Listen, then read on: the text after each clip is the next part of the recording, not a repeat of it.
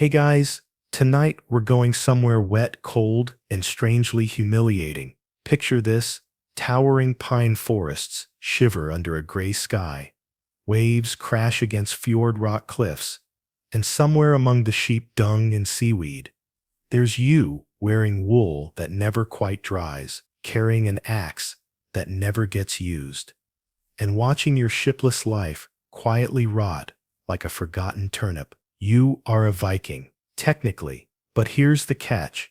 No boat. That's right. No longship. No sleek carved prow slicing through the morning mist. No oars creaking in rhythm as your crewmates row toward glory. Just your own 2 feet and a vague sense of disappointment. So, before you get comfortable, take a moment to like the video and subscribe, but only if you genuinely enjoy what I do here. And if you're listening somewhere across the world tonight, drop your location and local time in the comments. I love seeing how far this sleepy little time machine reaches. Now, dim the lights, maybe turn on a fan for that soft background hum, and let's ease into tonight's journey together. You don't start out knowing you'll be boatless. As a child, you chew on birch bark and listen wide-eyed as your Uncle Bjorn recounts the time he accidentally conquered part of Ireland. You play sword fights with a stick and a soup pot lid. You name your imaginary ship, things like Stormfang or Sea Gnasher. You dream of salt winds and distant shores, but adulthood arrives like a cold splash of fjord water to the face. And here's where it all unravels. You're not strong enough to row 12 hours a day. You're not rich enough to buy into a crew. Your only real connection is a second cousin whose longship sank during a bad oyster harvest. He's still a bit shell-shocked. So what do you do when your entire culture is built around seafaring and you're stuck on land? You watch the others leave. They prep their ships, weaving dragon heads with snarling detail. They bless their voyages with animal sacrifices. Then they vanish down the fjord, leaving behind a gust of sea air, and you standing there with a fish basket and an existential crisis. Mainstream historians agree. The longship was the beating heart of Viking society. It wasn't just transport, it was identity. To be Viking meant to go a Viking, literally, to voyage. No ship, no saga, and without your own boat, you can't even raid the neighbor's coastline, let alone sack a monastery in Lindisfarne. It's not that you're lazy. You've tried building a raft, but it sank. You once tied 6 barrels together with flax rope and tried to paddle to the next village. You washed up in your own backyard, angry and covered in eel slime. Your chores now include gathering peat moss for fuel and sorting seaweed for fermentation. Yes, you're technically involved in the preservation of kelp. No one sings about it. The worst part, you still have the haircut. That classic half-shaved, warrior-style, windswept Viking mullet. You keep it, hoping someone will mistake you for a returning raider. But everyone knows. They call you things like Fjord Walker and Captain No Ship. Even the local skald, the bard who sings heroic tales at the feast, can't find a way to work your name into a verse without it sounding like a punchline. You once heard, and Thorlak struck the Saxon dead, while Eric fetched more bread. Guess which one you are. Fringe scholars sometimes suggest that not all Norsemen were seafarers. True, some were farmers, craftsmen, and local traders. But let's be honest, those guys at least had oxen. You have a goat that keeps chewing through its leash. One rainy night, you try to carve a ship figurehead from driftwood, thinking maybe someone will notice your artistic talent. You end up with what looks like a terrified goose. Still, you don't give up. You ask around. Maybe there's a spare seat. Maybe someone needs an extra hand. They smile politely and say things like, "We'll let you know if we lose someone to scurvy." Even your gear begins to mock you. Your axe, pristine and unused, reflects your own face a little too clearly. Your boots are dry, not because they're well made, but because they've never touched foreign soil. Historians still argue whether boatless Vikings were considered true warriors or just glorified peasants. The truth is probably somewhere in between, respected for effort, pitied for their circumstances, and gently ignored when songs of war were sung. One day, while helping a real Viking load his longship with salted cod, you hear the oars creak, smell the tar-soaked planks, and for a moment, you swear your soul leaves your body and tries to hitch a ride. But no, you're waved off like a child near a campfire. And so, you return to your shoreline hut, tuck your axe under your bed, and prepare to dream, not of fame, not of conquest, but of one good boat ride before your knees give out. Maybe tomorrow, someone will need help mending sails. Maybe tomorrow, your cousin Bjorn will finally forget that oyster incident and let you aboard. But probably not. You're still here, still in the ford, still boatless. Morning arrives the same way it always does, slowly, damply, with a goat bleeding far too close to your face. The others have been gone for weeks now. They've sailed off in sleek longships, blades sharp, beards braided, eyes full of conquest.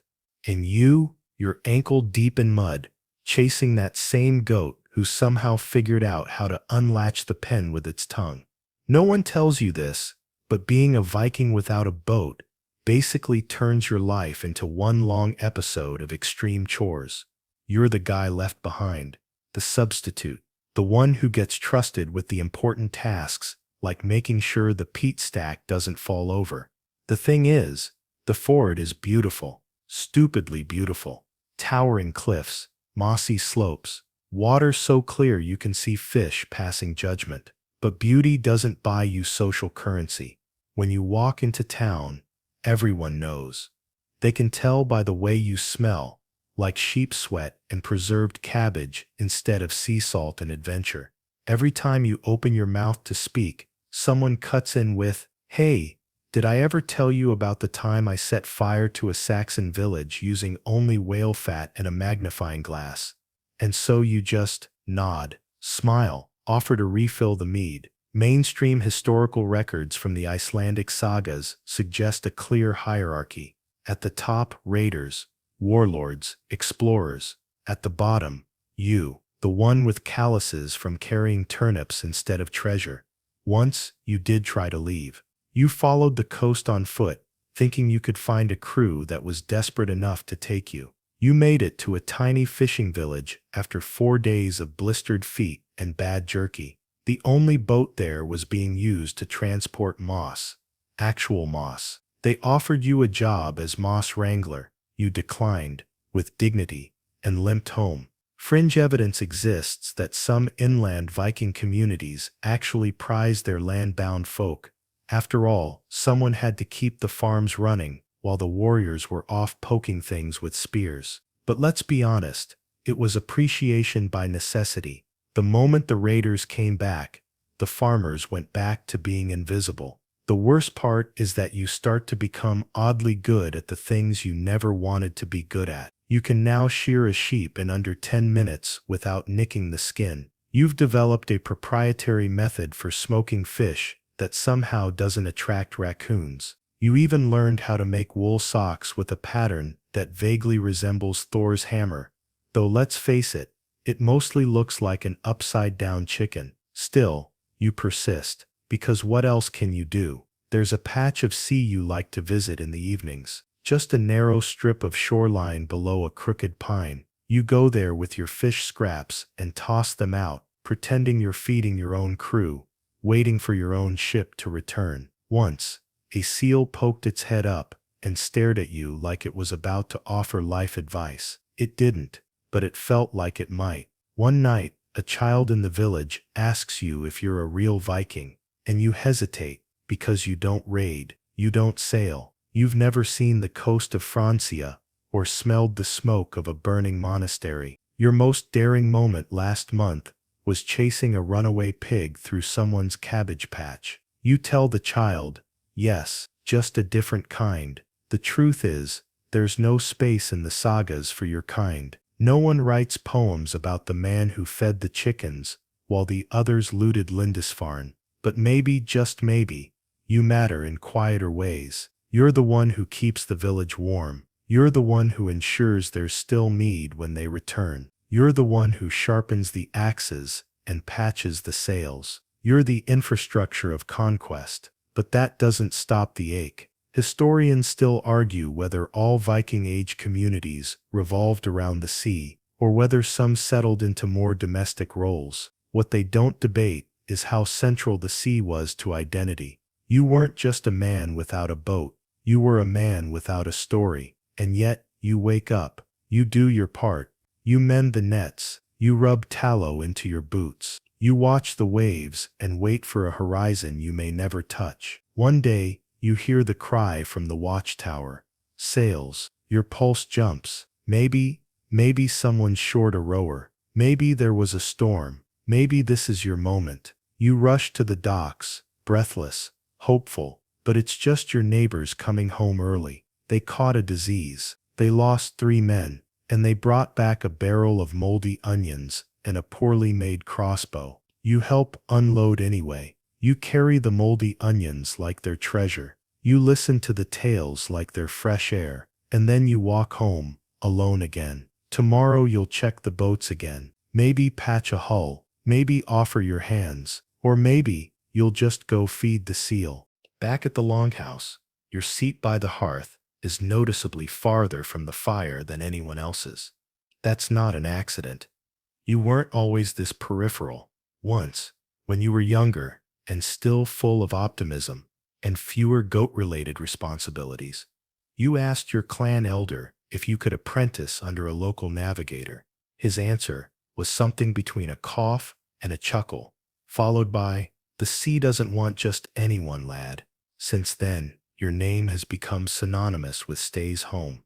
You've become a permanent fixture, like the smoke-stained rafters or the bucket that leaks only when no one's looking. The feast nights are the hardest, while others thump their drinking horns on the table, singing about blood and honor and various gruesome encounters with monks. You sit quietly, chewing stale bread and hoping nobody asks what you've been up to. And of course, someone always does. "What's our landlubber done this week, eh? Wrestled any cabbage?" You smile, chuckle, raise your cup, and then politely excuse yourself to go check on the firewood, like the dependable, chronically overlooked Viking that you are. Mainstream history tells us that social standing in Norse culture was fluid. Raids could elevate a lowly farmer to chieftain, or a bold warrior could die nameless if no skald thought him worth a stanza. But without a boat, your path upward is pretty much blocked by a large waterlogged wall. The clan doesn't hate you. That would require remembering you're there.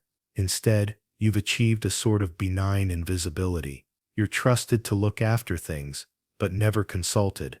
Included in head counts, but not in decisions.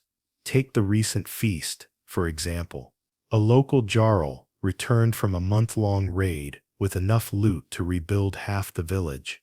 The celebration went on for 2 days. There were skalds singing about the red wind of battle. There were competitions involving axes and fermented dairy. And there was you, refilling cups, roasting eels, and making sure no one tripped over the piglets in the dark. You tried to join a conversation about navigation stars once. Mid-sentence, someone handed you a spilled mead bucket. You took it, because that's what you do. There's one friend, though, a man named Halgrim.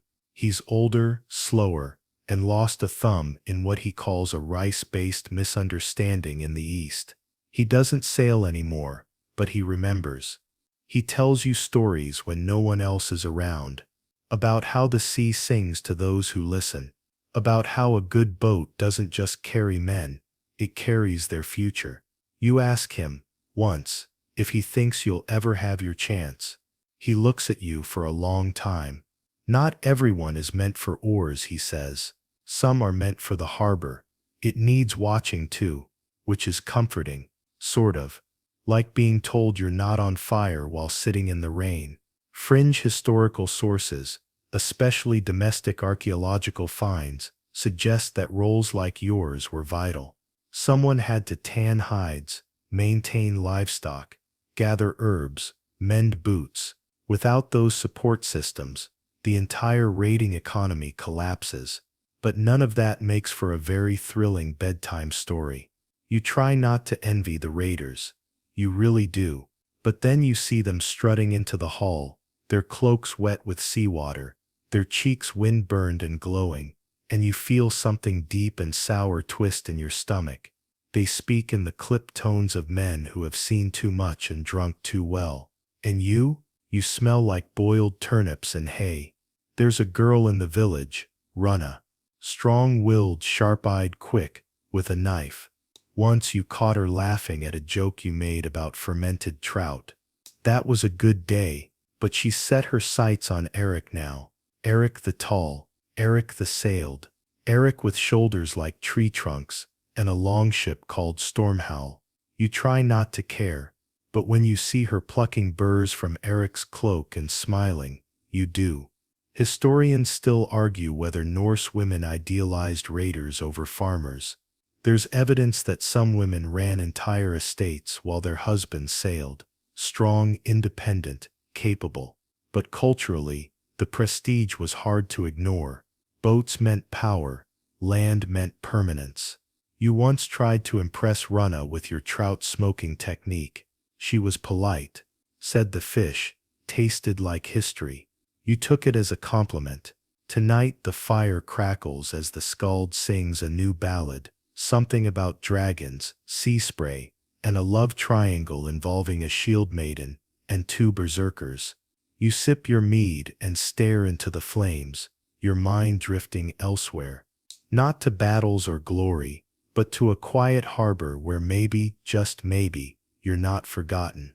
You wake before the sun, again. Because of course you do. Real Vikings, those with boats, get to sleep in, after months at sea, drinking, looting, and occasionally discovering entire continents by accident. You, on the other hand, have to be up early, because someone forgot to shut the goat pen, and now they're chewing on the grain sacks again. There's a route inland that you know better than anyone. It winds through thistle patches and rocky hills, past a cluster of old stones no one's bothered to name.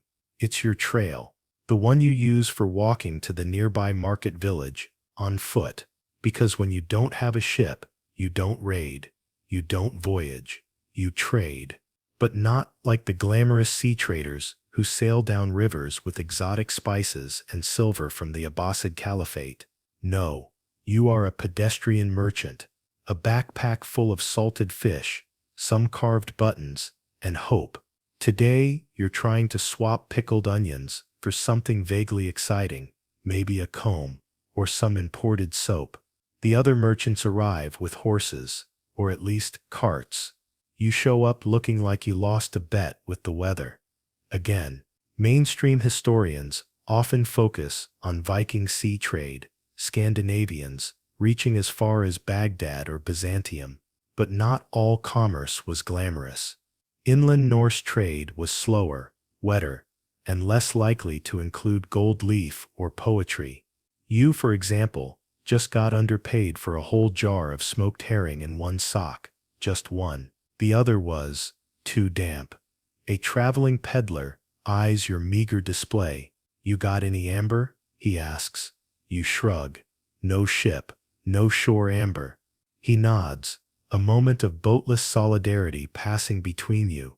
You trade a few more things, a wooden spoon for a belt buckle, a jar of goose fat for some beeswax.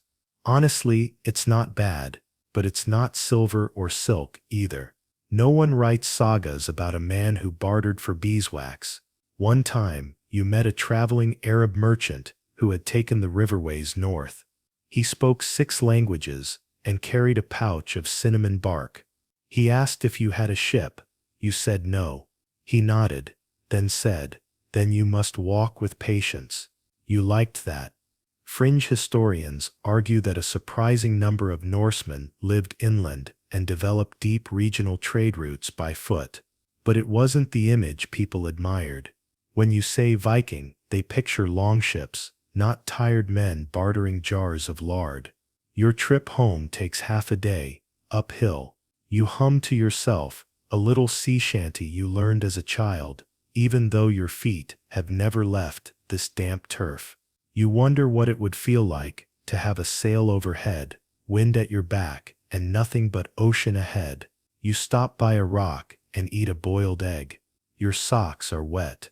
You're reasonably certain the egg is slightly cursed, but still, you don't hate this life. You just wish it wasn't quite so normal. Historians still argue whether the glorified image of the Viking as exclusively seaborne warrior was accurate or just poetic branding. You suspect it's the latter. Someone had to carry the jars. Someone had to mend the shoes. You apparently are that someone. On the way back, it starts to rain. Obviously, you slip once, twist your ankle slightly, and curse creatively under your breath about the laws of Norse hydrology. You briefly consider carving a boat from driftwood and floating yourself down a puddle. You decide against it, barely. When you finally reach the village, you're muddy, tired, and proud of your one dry sock. You toss your goods down, stretch your back, and oh, there's a ship in the harbor. A sleek, golden proud beast, fresh from some foreign shore, crusted with salt and stories. The returning crew is laughing, shouting, drunk on glory. You step aside as they pass, their arms full of stolen candelabras and questionable sausages. Someone shouts, "There he is, goat keeper of the north." You smile, nod, you've heard worse. Tonight you'll sit by the fire, dry out your sock, and pretend the wind outside your window sounds like sails flapping. You'll stare into your mead, and maybe, just maybe, you'll let yourself believe the harbor smells just a little more like cinnamon. Your axe is beautiful. Hand-carved ash handle, polished iron head, runic inscriptions that don't say anything profound, but look impressive enough that no one asks. It gleams in the morning light, sharp and unused, like a ceremonial prop in a play where you never quite got cast. You strap it to your belt each day, not because you expect a fight, but because it's expected of you. You are, after all, a Viking, technically. But here's the thing.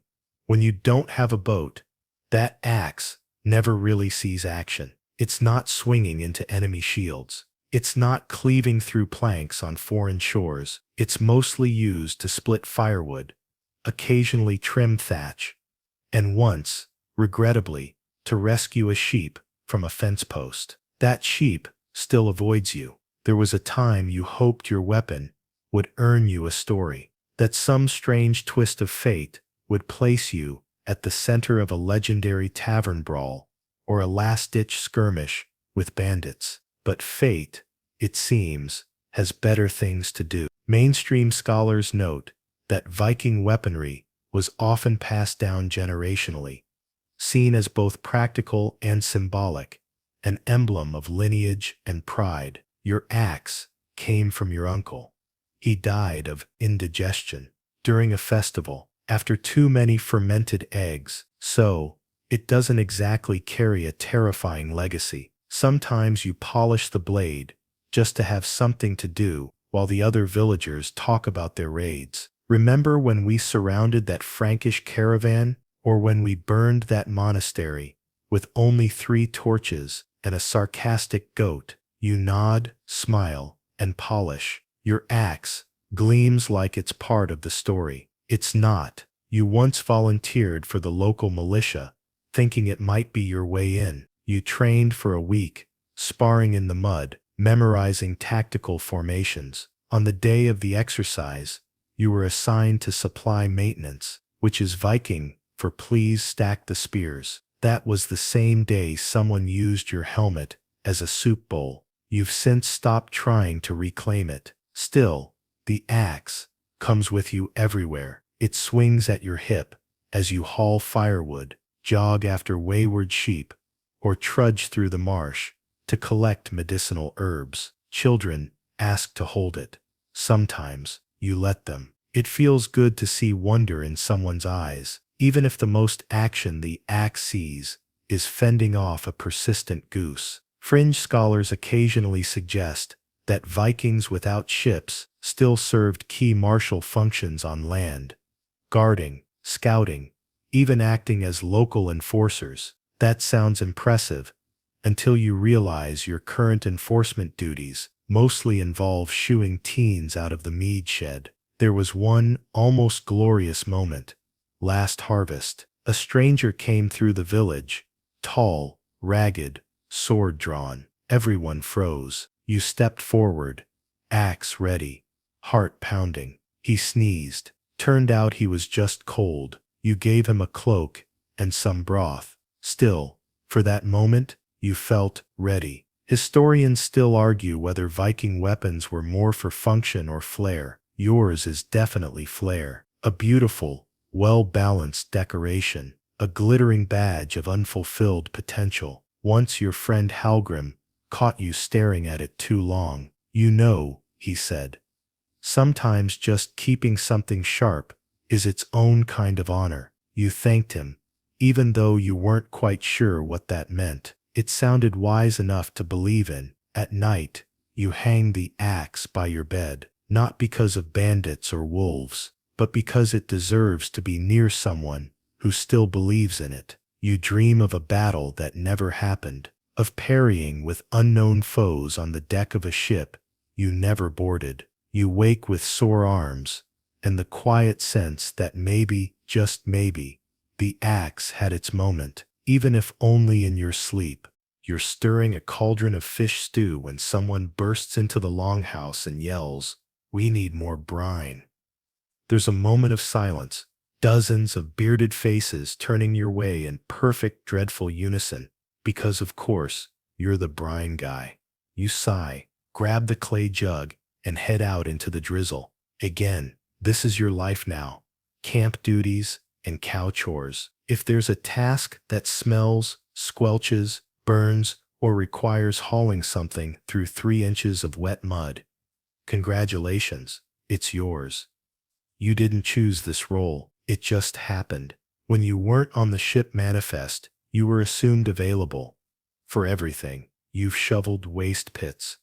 You've stirred barrels of fermented herring until your eyes watered. You've restuffed wool mattresses because someone got too excited during the feast and mistook one for a drum. And through it all, your axe remains clean, too clean. Mainstream historical sources tell us that Viking settlements were tightly knit, with every member contributing to daily survival. But there's contribution, and then there's indefinite utility. You are basically a one-man logistics unit, sanitation, preservation, morale support, and goat wrangling, all rolled into one. Yesterday, someone asked you to inventory all the firewood by length. The day before that, you spent 2 hours searching for someone's missing left boot. It was on their right foot the whole time. You once had dreams of carving your name into the mast of a ship before its maiden voyage. Now you carve names into cheese wheels to track their aging process. Your favorite one is called Bjorn's Regret. It smells like wet rope and disappointment. There's no glory in what you do, but there is routine. There's rhythm. At dawn, you clean the cookpots. At midday, you rotate the salted meats. In the evening, you wash out the eel traps. Sometimes, when no one's looking, you take an extra hunk of bread and chew it slowly, pretending it's foreign delicacy. The truth is, you've become necessary. No one says it out loud, but they notice when you're not around. The stew burns. The goats wander. The tunics go unmended. You are the unheralded engine of the camp. Fringe archaeological reports from Norse homesteads reveal fascinating layers of domestic infrastructure, evidence of preserved food stores, community ovens, and complex weaving sheds. While not heroic, these systems kept people alive. You cling to that when you're ankle-deep in mud, wondering if anyone will ever sing a ballad titled Ode to the Guy Who Remembered the Vinegar Barrel. You once asked a skald if he'd consider writing a verse about your brining skills. He said, "Only if the barrel explodes during a storm and saves the village." So that's probably not happening. And yet, a strange peace settles in. Your fingers know how to twist flax without thinking. You can now identify which goat is bleeding just by tone alone. You've even developed a sixth sense for when someone is about to step in something unfortunate. Historians still argue whether non-combat roles in Viking society held equal cultural weight. Spoiler, they didn't. But you've begun to find a kind of quiet dignity in it. You are reliable. You are consistent. You are the man who knows where the good vinegar is kept. One evening, as you carry a bucket of compost across the yard, a child stops you. "Are you a real Viking?" she asks. You pause, smile. "Yes," you say. "Just one who doesn't go far." She nods, then hands you a daisy. "For your helmet," she says. You stick it in your belt. It looks ridiculous. You wear it for the rest of the day. Later that night, your hands reek of pickled turnip. Your tunic has a mysterious stain, and someone misplaced all the kindling. But your axe gleams beside you. Your boots are drying by the fire, and there's a daisy in your belt. It's not the sea, but maybe for tonight, it's enough. The feast is loud tonight. Laughter echoing through smoke-dark rafters. Mead sloshing from wooden mugs. Someone belching in a way that might qualify as musical. And you're stacking firewood outside the longhouse. Again, inside, the returned warriors are passing around trinkets, looted from some distant abbey, a broken chalice, a bell shaped like a duck, and something that might be a saint's tooth or just a weird rock. They're laughing, showing off, basking in the warmth of admiration and roasted meat. Meanwhile, you just caught a splinter under your thumbnail. No one says it outright, but it's clear you don't belong in their circle. Not without spoils, not without scars, not without a ship. Mainstream sources show that Viking culture revolved heavily around honor and reputation, both of which were often built through travel and plunder. To stay home meant to stay unknown. The Norse word for wealth and honor even share roots. And you have neither. Your biggest acquisition this year was a new bucket. It doesn't even leak. There was a moment, earlier this month, when you thought things might turn. A small crew was forming for a local expedition, more of a scouting trip than a raid. You offered to join, offered your skills. Your boots were patched, your axe was sharp, your hopes dangerously high. They thanked you, smiled, then said they needed someone to look after the livestock while they were gone. You nodded. You said yes, because saying no would have felt like giving up the only job you're trusted with. Now they're back. Sunburnt, muddy, and annoyingly victorious. They've brought stories and spoils. You've brought in the goats. They earned treasure. You earned blisters. Fringe scholars sometimes point to the importance of continuity, those who maintained homes and traditions, while others sailed. But continuity doesn't win you carved seats at the feast. Continuity doesn't get your name etched into the chieftain's horn. You take your meal after the others. Scraps, mostly, tough meat, cold barley. You chew slowly while the others recount a battle that may or may not have involved actual flaming pigs. You laugh when you're supposed to. No one notices. Later that night, sitting by the fire outside, you inspect your collection of personal trophies, a shiny pebble, a wool strap you braided during the long winter, a bead you found in a trade pack, likely dropped. None of it has value. Not really, but you keep it anyway, because it's yours, and no one had to die for it. Historians still argue whether domestic life in Viking society was considered sacred or simply practical. You suspect the latter. No one writes elegies for the guy who refilled the salt stores. Still, you light a candle each night. Say the old prayers. Keep the hearth warm for the ones who return. Sometimes, it feels like you're not even living in the same story. They speak of wolves and warriors and storms. You speak of milk yields and bootlaces, and the strange mushrooms growing behind the smokehouse. And yet, when someone's cloak tears, they come to you. When someone's saddle strap breaks, they look your way. When the feast's fire dims, it's your wood that keeps it alive. Maybe glory is louder, but usefulness, it's constant. You fall asleep to the sound of laughter inside and waves beyond. Somewhere in the night, you dream you're on a ship, not raiding, not conquering, just sailing. And that, somehow, is enough. You've waited all season for this moment. The clan's preparing for a raid. An actual one this time. Not just a glorified fishing trip. And there's buzz in the air like bees made of mead and testosterone. Swords are sharpened. Provisions packed. Boats loaded with barley cakes, spears, and exactly one guy who insists on bringing a harp. You're ready. You've been ready. You practiced rowing in the river with a carved log and a broomstick. You even braided your beard into something resembling intimidation. And then it happens. You're told to stay behind. Again, someone needs to guard the camp, they say. You smile. Of course. But inside, a part of your soul shrivels into a tiny wet pine cone. Because this isn't just a job. It's a sentence. Guarding the camp means being the human equivalent of a "we'll call your letter." It means standing watch while others chase legends. It means tending the fires, sweeping the hall, making sure nobody eats all the pickled eggs before winter. You watch them go, those lucky oar-pulling, sword-wielding maniacs. You stand at the edge of the dock, your fingers tightening around your unused axe handle, wondering if anyone even considered what would happen if you needed backup. Historians often glorify the Viking raids, the drama, the bloodshed, the geopolitical ripple effects. But for every dozen who sailed, at least one or two stayed back, guarding, maintaining, waiting. The unsung centuries of Norse civilization. You're not just watching firewood, you're watching history happen without you. The first night after they're gone, it's quiet, too quiet.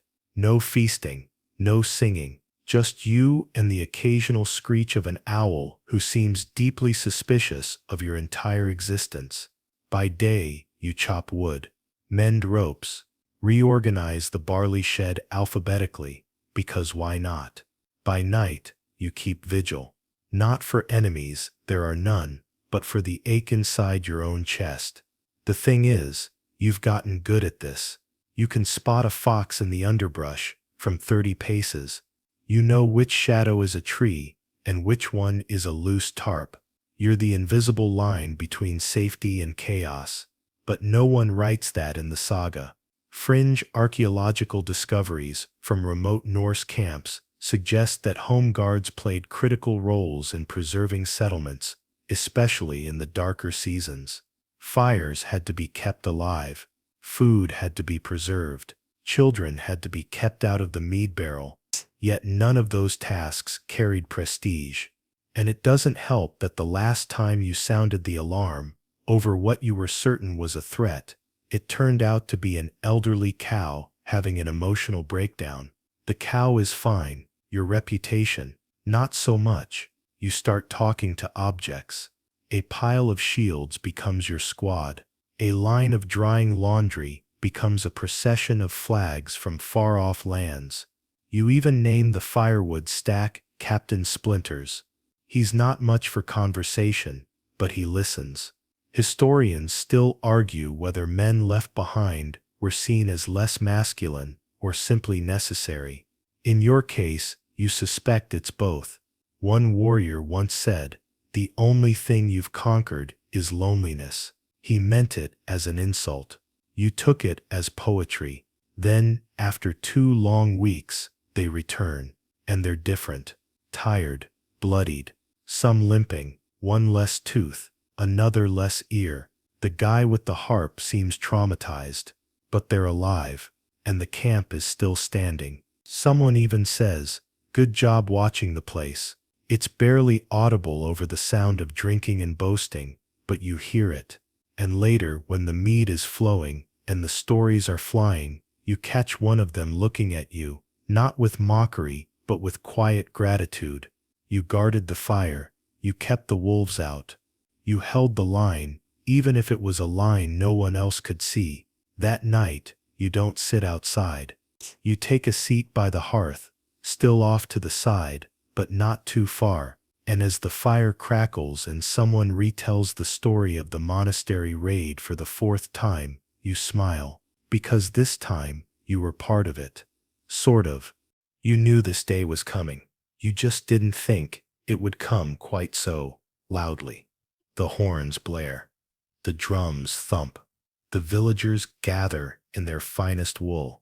And the awkward cousin with the loud nose flute is already playing something that sounds like a goat trying to escape a bucket. It's a wedding, but not just any wedding. It's her wedding. Runna, the sharp-eyed, braid-tossing, wild-laughing, dagger-in-her-boot woman you've quietly adored since the day she threw a stale pancake at someone for calling her docile. She's marrying Eric. Eric the tall, Eric the sailed, Eric of the ship, with the dramatic dragon head and the sword named after an emotion. You stand there, holding a carved mug, trying not to drink too quickly or look too obviously like someone whose heart is slipping out the side of his tunic. It's a good match. She deserves someone adventurous, someone who's seen the world, someone who has definitely not spent 3 weeks cataloging moss. But still, it stings. Because once, not long ago, she laughed at your eel joke, and you let yourself believe. You gave her a bracelet woven from dyed twine. She wore it, briefly. Then Eric came back with a silver one from Constantinople. Mainstream historians often treat Viking marriages as transactional or political, but emotions, they still existed. So did longing.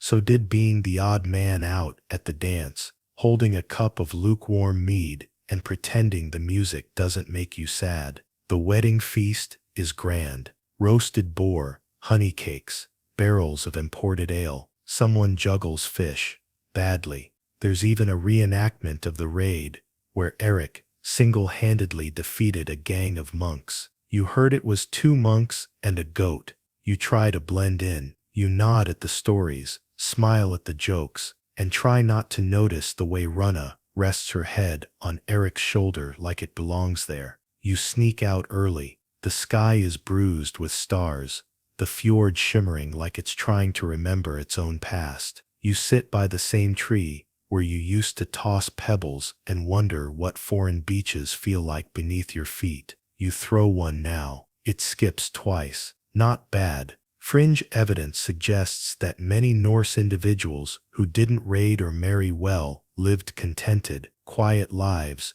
growing old surrounded by family and fields. That might be your fate, but tonight it doesn't feel like enough. You think back to every time you sharpened your axe, packed your gear, offered your name for a crew list, and were told, next time. Maybe there won't be a next time. Historians still argue whether Viking culture was as rigid as it seemed, whether the ones who stayed behind really missed out or just missed different things. You wouldn't know. All you know is that the girl you liked is married now, to a sailor, to a Viking with a boat. You touch the old twine bracelet in your pouch. You never did take it apart. Back at the feast, they're probably singing by now, swinging mugs, stomping feet. The skald might even tell a poem about love and war. You won't be in it, and that's okay, because sometimes the best way to love someone is to let them choose someone else, and then make sure the fires stay lit so they can come home to something warm. You exhale, pick up your axe, and head back to camp. You've got firewood to stack. You're not sure what wakes you. The wind or the rain, or maybe just the steady sense that something's about to go wrong again. Your roof is leaking. Again. In the exact same spot you fixed last month with pine resin and quiet optimism. You roll over on your lumpy mattress of straw and seaweed and listen to the storm trying to rearrange the entire coastline outside. Thunder rumbles like an angry god with indigestion, and the wind sounds like it's filing a formal complaint against your door. This is the part they never sing about. When you picture Vikings, you picture wild-haired warriors braving the elements with fury and fire in their veins. But you're just cold. You're not on a ship in a storm shouting orders and clinging to the mast. You're not leaping over waves toward fame and Valhalla. You're in a hut, in a puddle, wearing socks that haven't been dry since last harvest. And the worst part? The storm wasn't even your problem, until it was. Because even though you don't have a boat, and even though you've never touched foreign sand or stared down a sword-wielding Saxon, storms still find you. They rattle your windows. They tear your laundry from the line. They knock over your compost barrel. And now the entire east wall of your hut smells like cabbage death. Mainstream history tends to focus on Viking bravery at sea. But let's not forget, Norse homesteads had to endure coastal weather even when the men were away. Those left behind weren't spared the elements. They just didn't have sails to run from them. This storm, in particular, seems personal. Your goat is missing. Again, your roof patch has failed spectacularly, and someone forgot to tie down the grain sacks in the storehouse, which now look like they've been attacked by a very focused bear. So you do what you always do. You fix, you patch, you chase the goat, you trudge through ankle-deep muck, lightning flashing overhead like it's auditioning for a play. You find the goat. It is completely unfazed and chewing on a wheelbarrow. Fringe evidence suggests that Norse coastal dwellers developed complex strategies for storm prep, including layered roofing, drainage ditches, and communal warning systems. You tried all of those. Your ditch is currently hosting an aggressive family of frogs. Your roofing has collapsed into your soup, and the only communal warning system you had was old Helga yelling, "It's coming," which she also does whenever she loses a spoon. The storm rages on. You haul buckets, you tie down tools, you mutter ancient oaths under your breath, and promise yourself you'll move inland the very first chance you get. But you won't, because this is your place, and like it or not, you are its keeper. Historians still argue whether men like you, those who stayed behind, were truly respected. Some sources suggest a quiet admiration, others suggest quiet mockery. You think the truth probably lives somewhere between a nod of gratitude and a bucket of goat droppings. Eventually, the wind slows, the rain thins, dawn stretches itself over the sodden village like a wet blanket trying to dry. You sit on your porch, soaked and grumpy, sipping the last of your emergency mead, watching the clouds drift back to wherever they came from. Across the ford, a seal bobs up, looks you in the eye, and sneezes. You raise your cup. To everyone who thinks boats solve everything, your firewood is wet, your soup is ruined, but your village is still standing, because someone was here, someone always is. Winter doesn't arrive in your village. It ambushes it. One morning, you step outside to fetch kindling, and the world has quietly transformed into a frozen burial mound. The fjord is half ice.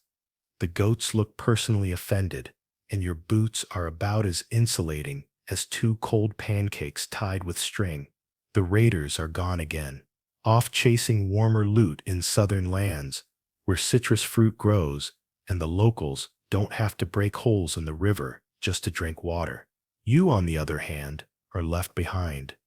Again, which means you're in charge of wintering, a deeply unromantic combination of shivering, rationing, and fighting off boredom with activities like recounting the number of barrels in the storage shed and talking to your mittens.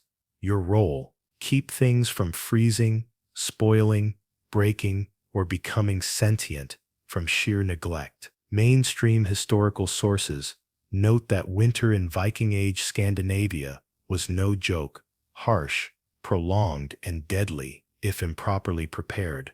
The heroic raids and maritime adventures may have filled sagas, but the real survival happened here, with salt, smokehouses, and stubborn people like you, who refuse to let things fall apart. You seal every crack in your roof with moss. You rotate the food stocks with the precision of a monk in a spice cellar. You invent a new game with rocks. It's not very good. When the cold really sets in, the animals come inside, not for fun, just survival. You share your longhouse with 2 goats, a half-blind cat, and 1 very territorial chicken. The smell is Viking. You layer tunics until you resemble a slightly panicked hay bale. Your hands go numb every time you fetch water, and your beard is starting to collect icicles that jingle when you chew. The worst part isn't the cold though, it's the stillness. Without the noise of shipwork or the bustle of returning raiders, the village feels hushed, like the world's holding its breath, and in that quiet, your thoughts get very loud. Why haven't you left yet?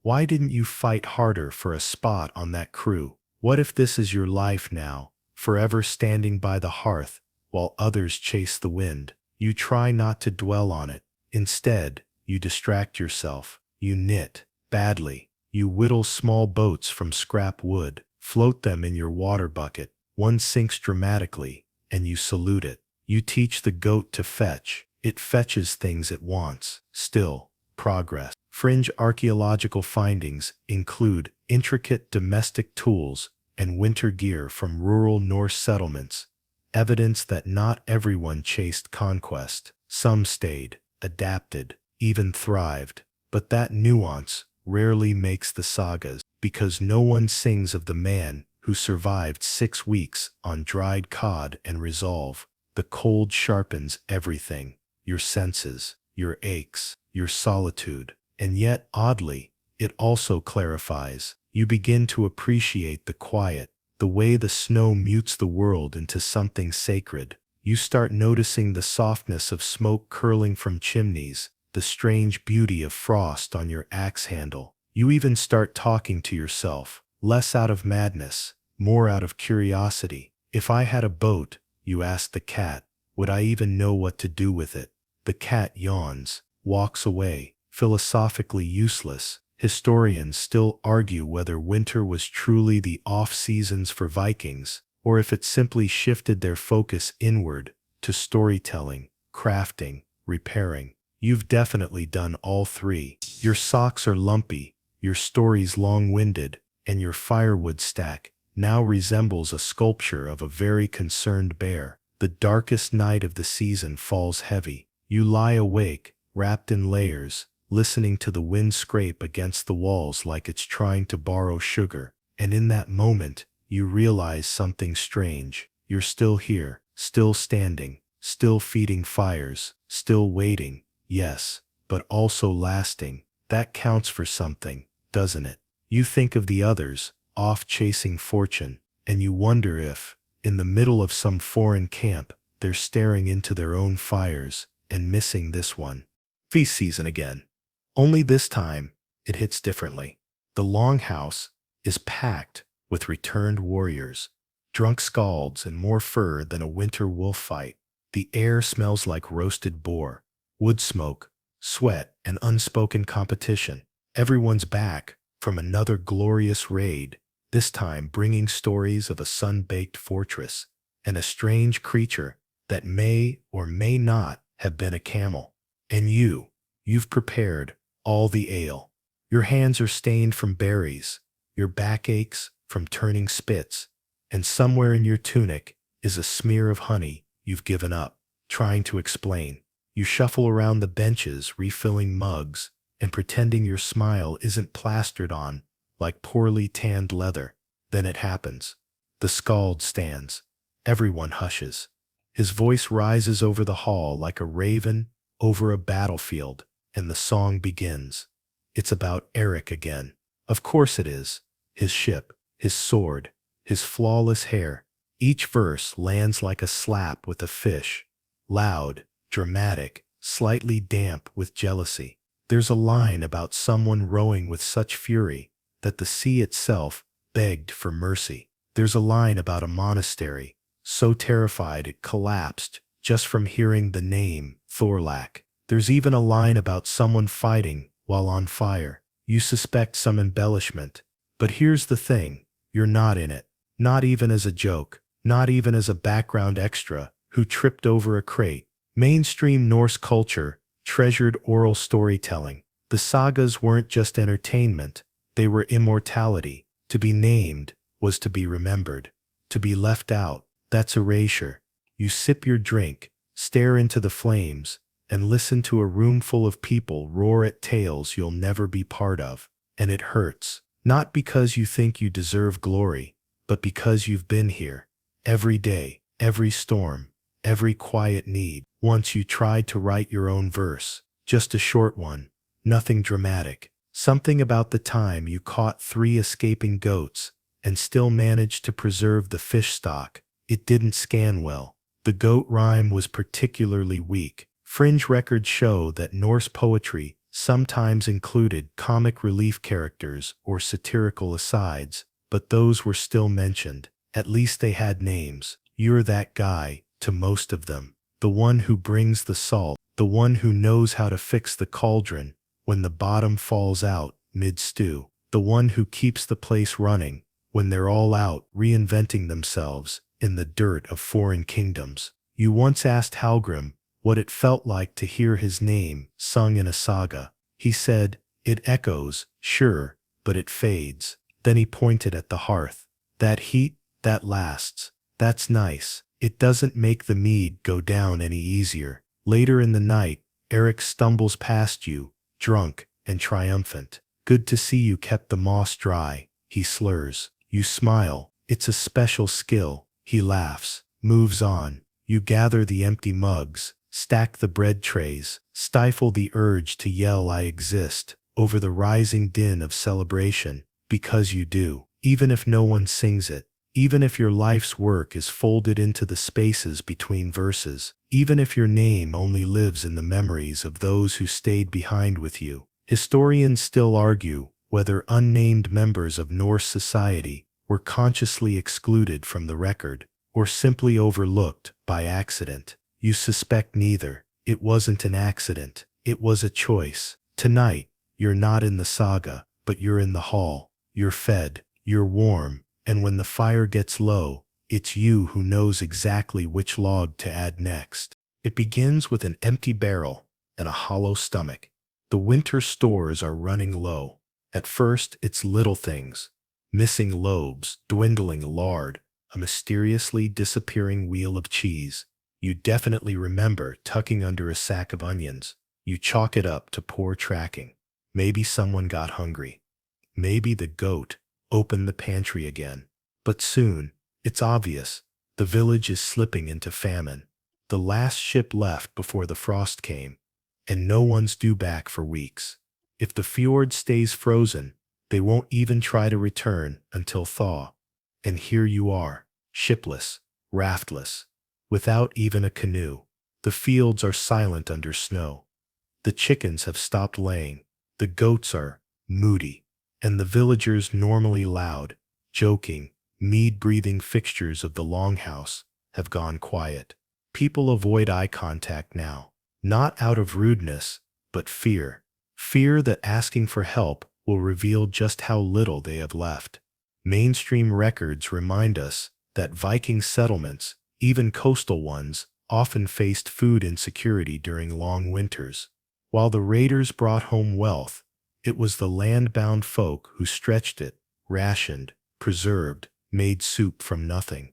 That would be your job. Again, you check every jar, every sack. You tally the dried fish. You sniff the pickled roots and pretend that slightly sour is a valid flavor profile. You even scrape the bottom of the honey pot and whisper apologies to the bees. And then comes the hardest part, deciding who gets what. You gather what's left and start dividing, small bundles, unlabeled. You leave them quietly outside doors. No fanfare, no pride.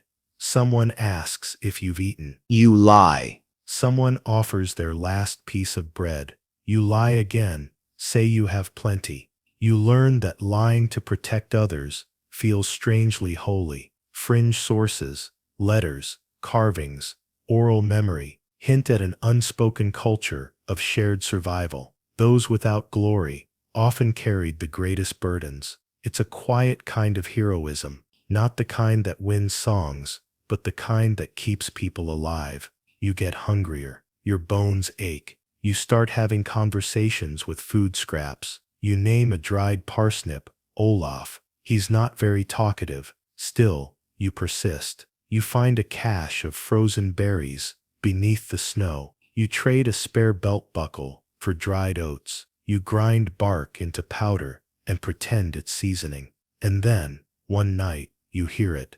The creak of a door, the snap of wood, a child crying. You step out and find your neighbor, Eric's cousin, hunched by the smokehouse, trying to steal from the last barrel of salted meat. You don't yell. You don't scold. You take the knife from his shaking hands, split the meat, and hand him half. You're not the only one who's starving, you say. Historians still debate whether small acts like these were common or rare in Viking Age villages. You suspect they were everywhere, just never written down, because generosity doesn't glitter like gold. It doesn't make for grand epics. But tonight, someone eats because of you. And when the thaw comes, when the ships finally return and bring more food, more noise, more stories of distant lands, you're still standing, thinner, tired, but standing. Someone offers you a place on the next voyage, just one spot. You thank them, politely decline, because you know now you're not just the one who got left behind. You're the one who held the village together, without sails, without steel, without a single word in a saga. You've developed a habit. Each night, just after the fires are banked and the last mug is drained, you walk down to the edge of the fjord, past the huts, past the fish racks, past the place where that one bench always tries to break your shin. You stop just at the water's edge where the wind slaps your face with brine and the sky hangs low with stars, and you stare out at nothing, or maybe everything. Because out there, beyond the ice crust and the curling fog, is a world you've never touched, a world you've only imagined. You close your eyes and try to picture it. Foreign markets with silk-draped stalls, strange spices burning in clay pots, gold coins clinking from a belt that isn't made from recycled bootstraps. And you wonder, what if? What if you'd pushed harder? What if you'd pushed harder? What if you'd left the goats behind and taken that spot years ago? What if you'd stood at the prow of a ship, yelling nonsense at the wind, wearing a helmet you didn't actually earn? Mainstream historians love to focus on where Vikings went, but what about those who stayed and wished? You toss a pebble. It skips once, plunks, good enough. You do this every night.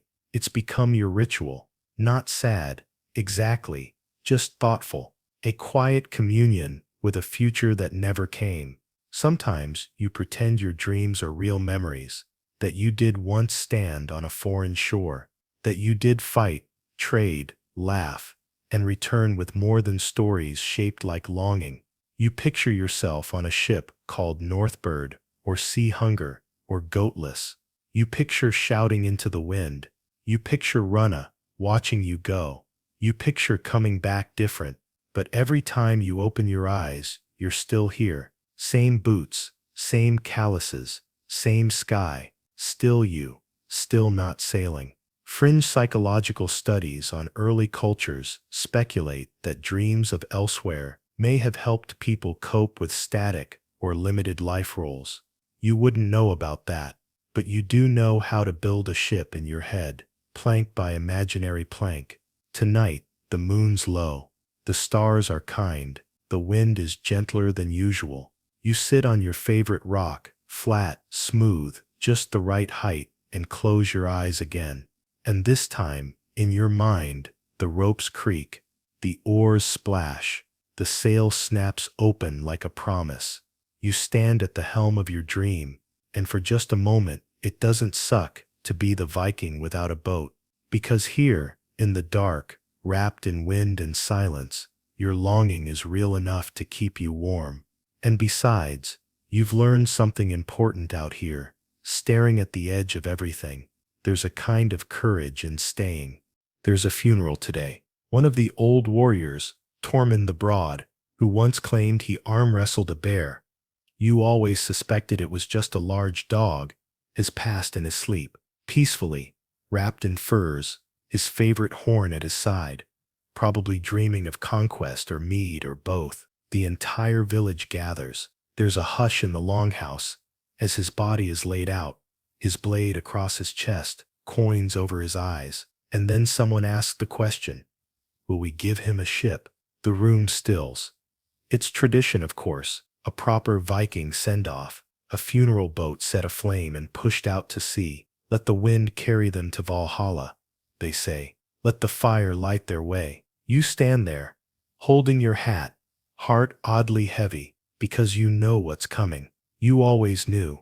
There's no ship for you, not in life. And if the gods are anything like the village budget, probably not in death either. Mainstream Norse burial practices varied wildly. Yes, some were honored with boat burials, but many weren't. Historians acknowledge that the iconic flaming longship was often reserved for the elite, the wealthy, or the conspicuously dramatic. Tormund qualifies. The villagers rally. They pull an old hull from storage, patch it up. You help, naturally, sanding the sides, sealing the cracks, lashing the shields into place with ropes you personally wove during last year's storm season. You don't say much, just work, just focus. You carry his axe, you arrange the firewood, you light the first torch, and as the boat drifts out, flames licking toward the sky, everyone raises their mugs. There's a chant, a cheer, a round of stories,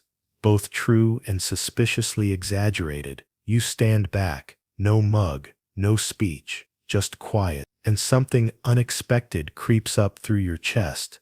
Not jealousy, wonder, because the man went. He lived, he sailed, he returned, and now he's got a fire on the water and a place in every skald's tongue. You wonder if that'll be you someday, or if you'll be buried inland, beneath a cairn, a few stones stacked by the goat pen. No fire, no waves, no boat, just earth. Fringe Norse lore includes tales of spirits trapped between worlds, warriors denied proper passage, but it also speaks of quiet souls kept close to home, guardians of the village, long after their bodies gave way. You suspect you'll be one of those, not drifting into legend, but resting beneath it, quietly keeping the hearth warm from below. Later that night, someone asks if you want to say a few words. You clear your throat. Everyone turns. For once they listen. You don't talk about battle or conquest.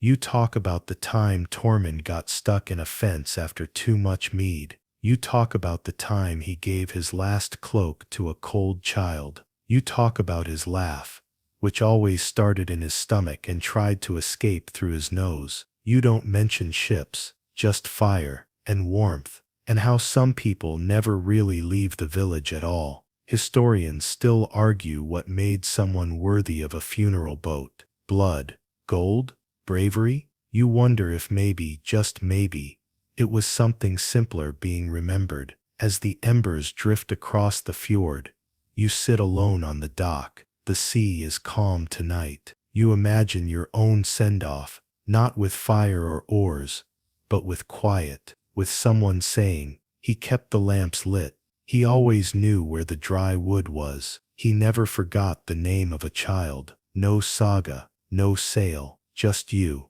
and that might be enough. There's a sound you haven't heard in weeks. Oars slapping water, sails creaking, voices echoing across the ford like ghosts returning home. You rush to the shore, half from hope, half from habit, and there it is. A ship, not a raiding party this time, not Eric or his cousins, just a battered trading crew, returning from a long, grueling journey down the rivers to the east. They look like salted corpses with beards. Their boat is patched with what appears to be someone's shirt. They smell like defeat and pickled radishes. And yet you envy them because they went. Even if they didn't win, even if they returned with nothing but a few cracked crates of pine resin and one heavily offended chicken, they still saw something beyond the ford. They tasted another world. You help them unload. It's what you do. They don't have treasure. They don't have war stories. But they do have frostbite, exhaustion, and a remarkable story about being chased by territorial swans. You pretend you're not hanging on every word. Mainstream Viking trade routes stretched deep into Europe, Volga River, Black Sea, even Constantinople. These routes weren't just about conquest. They were lifelines, paths of exchange, of story, of perspective. You've read about them in runes and overheard scraps from travelers. But this is the first time you've touched it. One of the traders, a red-bearded man with one eye and no remaining patience, hands you something, a peach pit. Don't eat it, he warns. Just smell it. You do. And in that instant, the entire world shifts. It's like breathing in a dream. Sweet, strange, impossible. A fruit you've never seen, from a land you've never touched, carried in the pocket of a man who barely made it back. You ever been down the rivers? He asks. You shake your head. Shame, he says. You'd like it. That night, you place the peach pit on your windowsill like a holy relic. You stare at it while stirring stew. You polish it. You try briefly to plant it, despite knowing it's too cold, too dark, too not Georgia. But it's yours. A piece of the elsewhere. Fringe Norse artifacts have uncovered seeds and items from as far as Central Asia, suggesting deep, surprising networks of movement. Someone had to carry those things. Someone who wasn't you, yet here you are, holding proof that the world exists, even if you've never seen it, and for a moment, you're okay. You might never see Constantinople. You might never fight on foreign sands. But a peach pit made it to your hut, and now it whispers to you every time the wind rattles your shutters. Historians still argue whether Norse homebodies envied the voyagers, if they felt trapped or simply rooted. You think, both. You've never moved more than 100 miles, but somehow the world just moved a little closer to you. Before bed, you take the pit, wrap it in a scrap of linen, and tuck it into your pouch, not because you expect it to grow, but because you know now it grew somewhere. And that in its own tiny way makes your story a little bigger. The village is buzzing. A delegation is coming. Not raiders, not traders, but emissaries, real ones. Important people with furs that don't smell like fish and horses, that have probably never even seen mud. You've heard whispers for days, a possible alliance, an exchange of knowledge, maybe even the rarest of all Viking experiences, a peace negotiation that doesn't involve axes flying through the air. Naturally, you won't be part of it. You're assigned to domestic logistics, which is a very long phrase for please clean everything before they arrive, and don't embarrass us. So you scrub floors, polish bowls, wash linens, until your knuckles wrinkle like wet apples. You try to dust the rafters with a broom, and fall off the stool twice. No one notices, or helps. Mainstream accounts describe Viking emissaries in courts across Europe, sometimes hosting foreign dignitaries in return.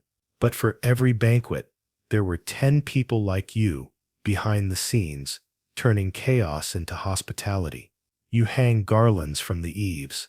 You bake bread so carefully, it almost looks professional. You even carve a new ladle from birch just because the old one looks too chewed.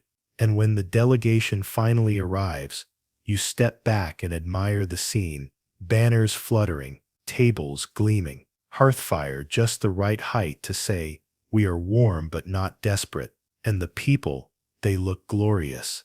Silks, rings, a strange smell that might be cinnamon, or maybe just confidence. You watch from the doorway as your chieftain greets them. You stand still, holding a platter of mead, smiling like furniture. You pour, you step aside, you listen. One of the visitors leans in. Lovely village, she says. So well kept. Your heart does a little dance.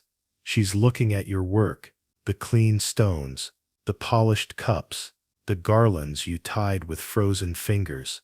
Of course, she doesn't know that. Historians still argue whether recognition matters to the nameless. You think yes, just not in the way people expect.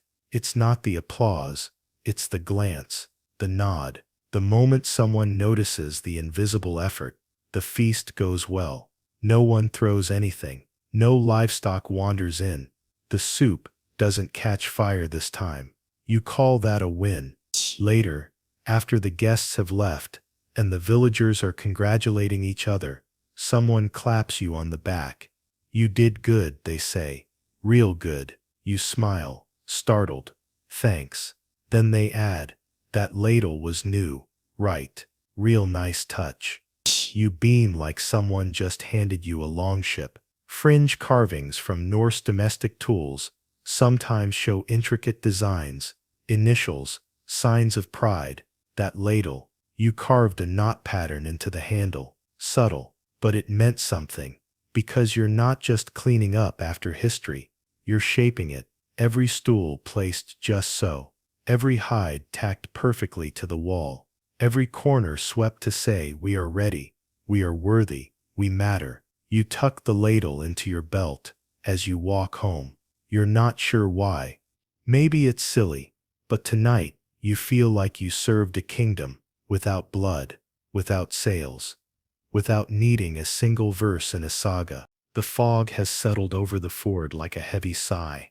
It's one of those mornings where the sky and the sea blend into a single shade of uncertain gray, and even the birds seem unsure whether to bother waking up. You know this weather. It's the kind that pulls memories out of you, slowly, quietly, like moss creeping over a stone. You're hauling a new bundle of firewood back to the longhouse when you hear it, distant singing. At first, you think it's the wind, or maybe your imagination. But then it grows louder, a raw, rhythmic chant carried across the water. And there they are, 3 longships, cutting through the fog like ghosts, oars churning in perfect time, sails half furled, men standing at the bows like carved gods. A returning crew, big one. Word spreads fast. The village stirs like it's waking from a long nap. People spill from doorways. Children cheer. Someone lights a signal torch that probably wasn't necessary but feels important.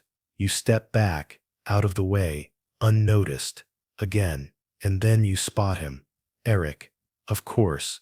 He's standing at the front of the lead ship, like he owns the sea. His cloak is tattered, his armor dented, but his grin, that's the same, full of pride, full of stories waiting to be told louder than yours. They dock.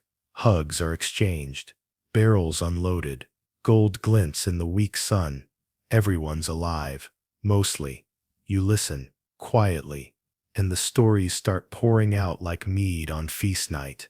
Mainstream Viking accounts obsess over these moments, the triumphant returns, the tales, the boasts, the casual tossing of holy relics onto muddy docks.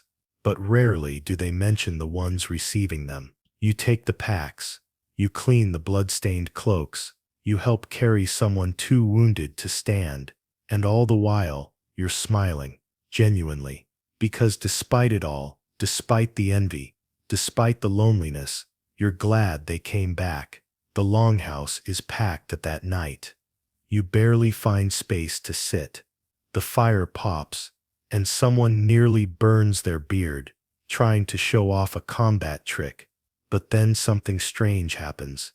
Someone says your name, you freeze. It's Eric.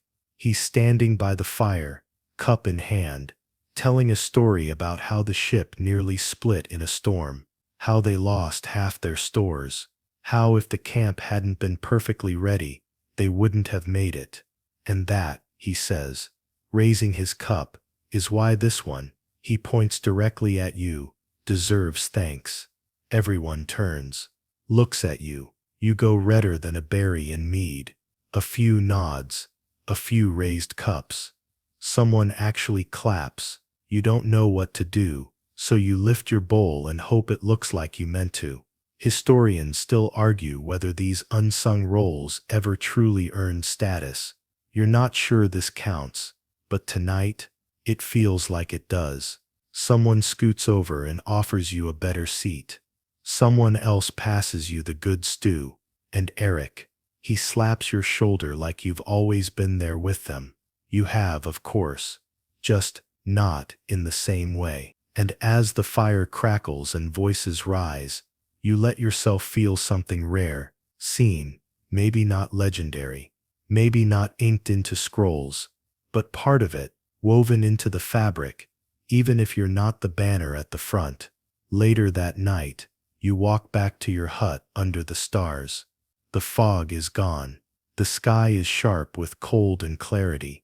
You pause at the edge of the ford, look out, and whisper, "I was here too," and for once, the silence doesn't feel like forgetting. It feels like peace. You wake up with a strange weight in your hand. At first, you think it's another dream, something to do with dragons or goats and armor. But then you look down and realize it's a gift, a carved wooden token, smooth and palm-sized. The front bears a stylized longship. The back, your name, not your full name, just the one people actually use, the one shouted across fields and muttered in appreciation. When you fix something no one else can, you don't know who left it. It was just there, sitting quietly on the table, like a whisper finally spoken. You carry it in your pocket all day, running your thumb over the grain, not because you need proof, but because sometimes the smallest thing tells you that you were seen, and it stays with you. This symbol, through every small task, every quietly heroic moment no one writes down. Mainstream scholars often frame Viking identity around action, raiding, conquering, adventuring. But tokens like this, personal items, made with care, traded or gifted in silence, they tell a different story, one of community, of quiet reverence, of roles that matter even when they don't make noise. Today is a day like any other. A cartwheel breaks, you fix it.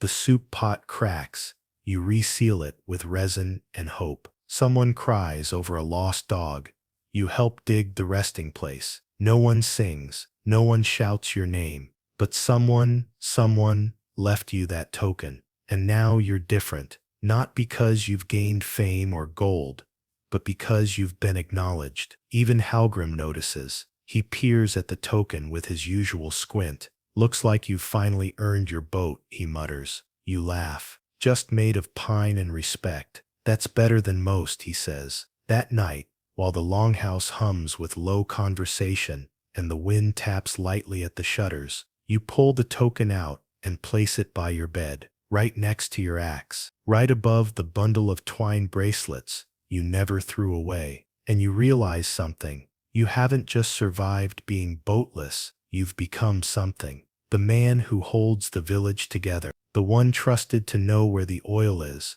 where the best kindling hides, which child is terrified of the dark and needs a lamp lit near their bed. You've built a life. Fringe anthropological theories suggest that people in early Norse societies often carried symbols of role and belonging, small crafted affirmations of who they were. Yours isn't fancy, but it's real. Tomorrow, you'll do it all again, not for reward, not for song, but because it's who you are now, and it's enough, more than enough. You're deep in the woods, gathering firewood, when you hear it, a scream. Not the dramatic kind from battle, or the goat's usual panic noises, but short, sharp, real. You drop the bundle, grip your axe, and run. By the stream, you find the source. A boy, maybe 10 winters old, foot caught between two stones, tears mixing with blood and river water. You don't think, you act. You wedge the rocks apart, lift his leg, press fabric to the wound. You carry him back through the forest, slow and steady, muttering nonsense, like you're all right. And this is just the wind pretending to be scary. Back in the village, you clean the cut, stitch it, not perfectly, but well enough. You send someone running for Runna. She knows herbs. You sit with the boy until his breathing evens out. His mother arrives, weeping, clutching you like you're a miracle. You shake your head. Just did what anyone would. But the truth, not everyone would. Mainstream Viking sagas leave little room for this kind of heroism. They shout about blades and burning halls, not bandages and borrowed courage. But there have always been those who held the line while others pushed it forward.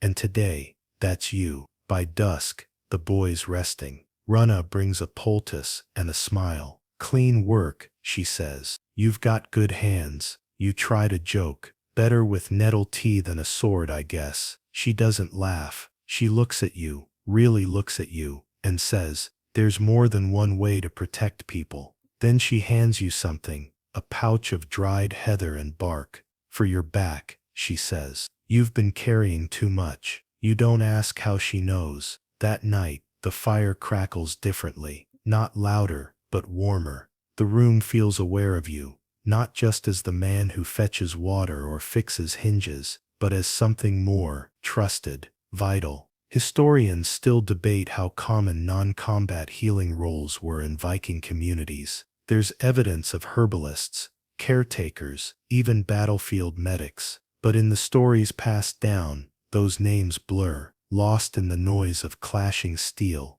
But that boy will remember you. And maybe one day, he'll carve a token of his own, hand it to someone who helped him feel safe. You sit outside and trace the edge of your wooden token. It fits perfectly in your palm. You think, maybe this is what a legacy really is. Not ships, not glory, but presence, not being the loudest, just the one who shows up every time. And as the moon slides between the clouds and the wind hums through the pine, you feel something settle in your chest. Not peace, not pride, but belonging. Spring arrives like it's late to its own party. Suddenly, the snow is gone, and everything is dripping: roofs, trees, noses. The goats look surprised, the chickens look judgmental, and the paths are pure mud from sunrise to sleep.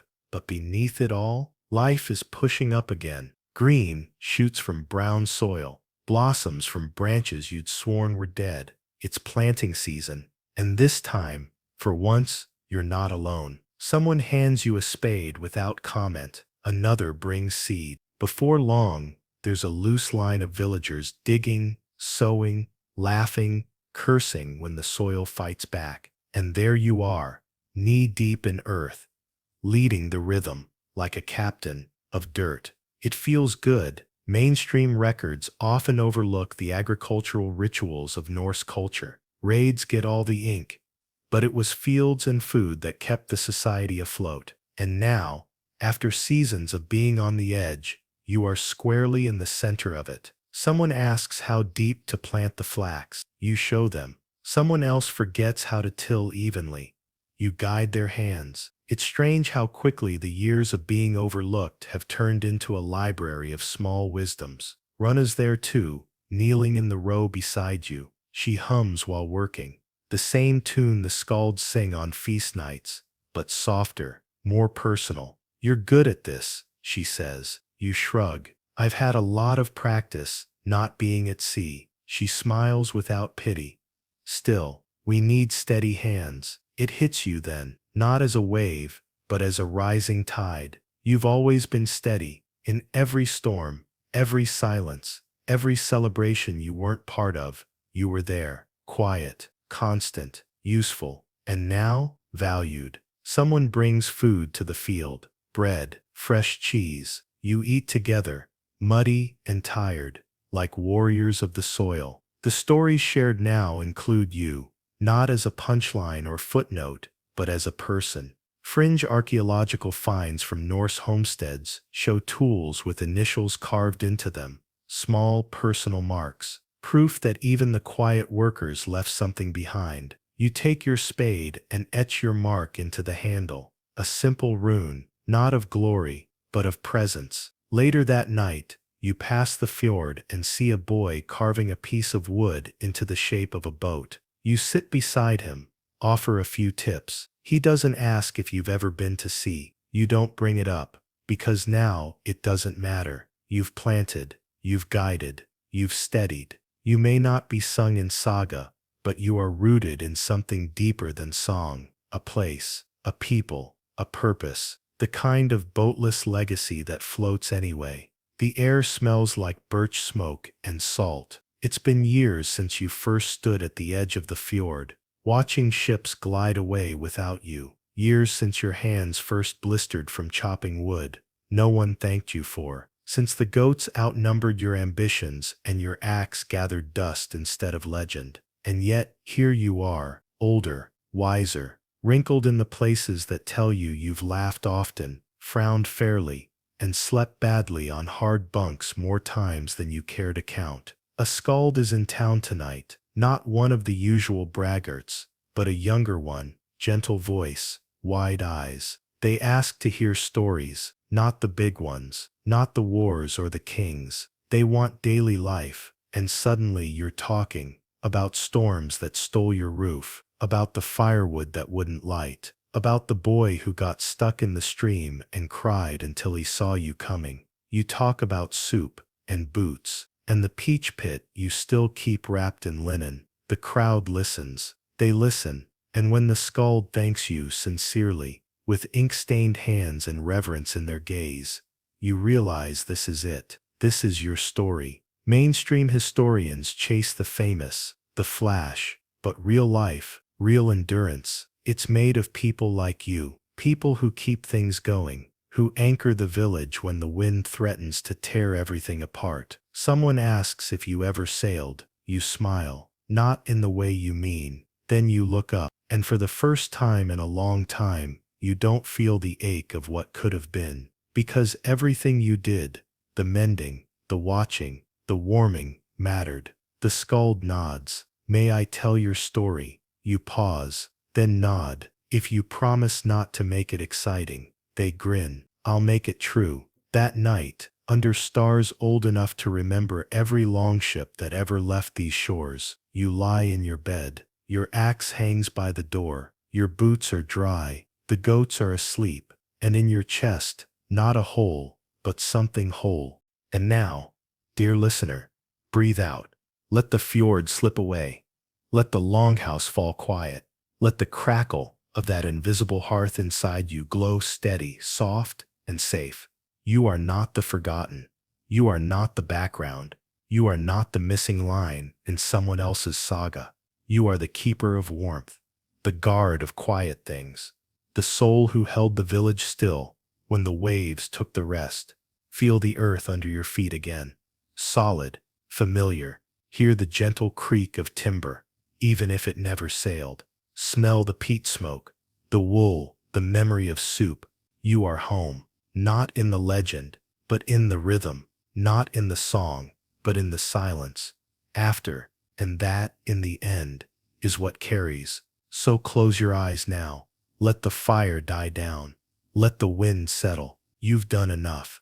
The world outside will sail again tomorrow. But tonight you rest, wrapped in all the invisible threads you've sewn into the lives of others. You are here. You are part of it. And even without a boat, you've never once been adrift. Good night.